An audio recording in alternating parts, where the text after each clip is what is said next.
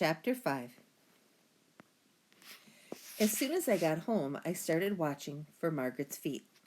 From my kitchen window, I can see the sidewalk in front of the lobby doors.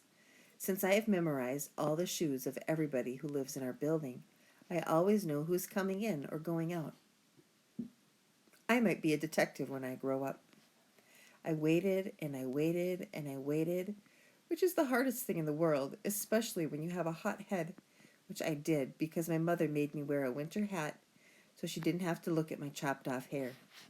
Finally, I saw Margaret's purple sneakers, and I ran up to meet her in the lobby. "Let me see." Margaret pulled her lips out of the way so I could see all of her teeth.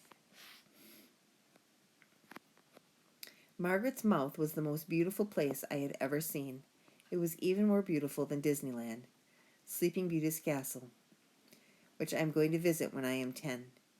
Every tooth had its own sparkly silver bracelet, and there were little blue bits sprinkled around like little...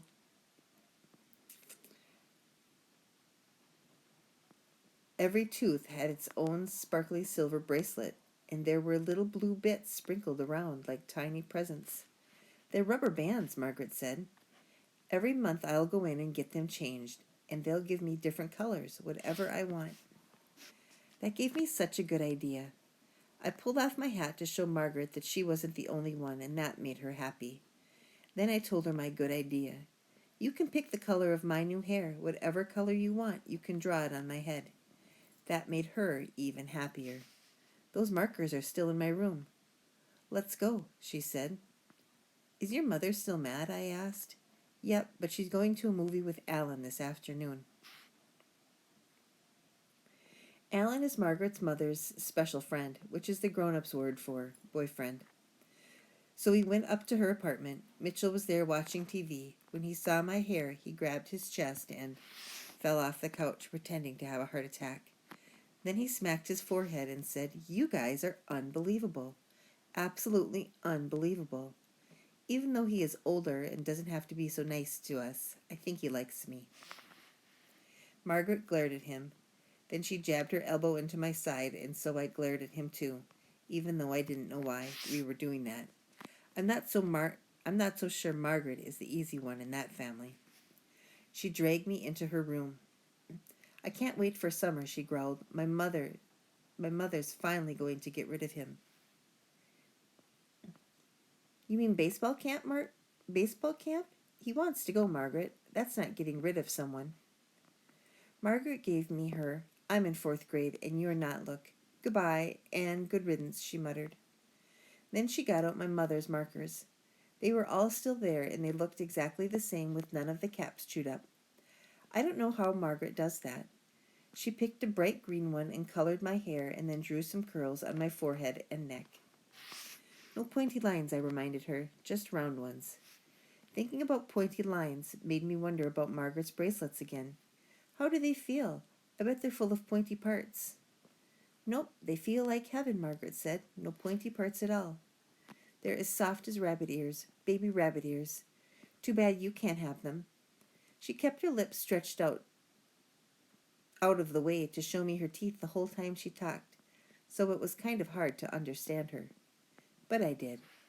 "I'm getting them too," I said, "next week." Then I pulled my hat back on and ran down to the apartment quick to make this be a non-lie. "I need bracelets on my teeth," I told my mom. "They're beautiful and they feel wonderful." "First of all," my mother said, "they don't feel wonderful. Not in the beginning, anyway. Margaret's mother stopped in earlier asking if we had any medicine left over from when your brother was teasing. She told me Margaret cried all the way home." "That Margaret." "Well, I still want them, next week. And second of all, you don't need them. Your teeth are straight enough." Which is the most unfair thing I have ever heard. "I can feel them bending," I said, and suddenly I could. "So we'd better make that appointment." Then before my mom could get to third of all, which is usually the worst one, we heard my brother waking up from his nap. "I'm coming, Radish," I called to him. "Go for a walk?" he asked when I came into his room. "You're lucky to have me for a big sister," I told him. I have to remind him of this every day because he forgets. We went into the kitchen and I got out the wok. Nobody invented this trick for me when I was little. Then he climbed into the wok and grabbed the handles, and I gave him a really good spin. He went whirling around, bumping into the cabinets, and then he got out and walked wobbly until he fell over, which he thinks is the funniest thing in the world.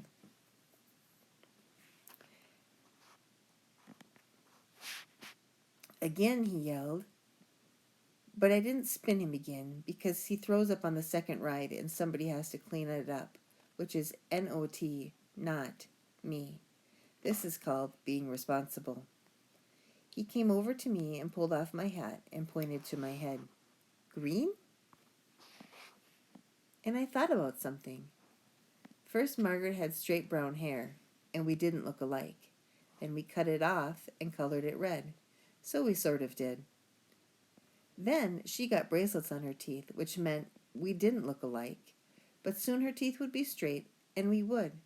Except now I had a green head. What if we never looked alike? What if we did?